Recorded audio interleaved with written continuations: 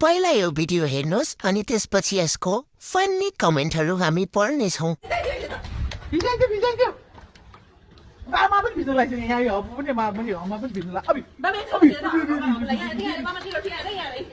ल सुरु गरौँ।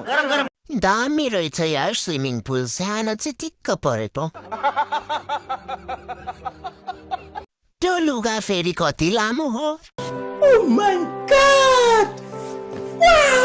कति राम्रो भिडियो, हेरे गर्नु मन लाग्यो।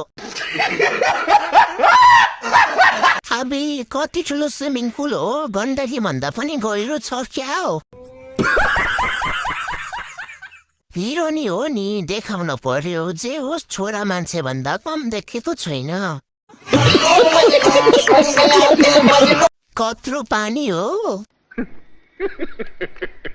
यस्तै फन्नी भिडियोको लागि हाम्रो फन्नी कमेन्ट आइडीलाई फलो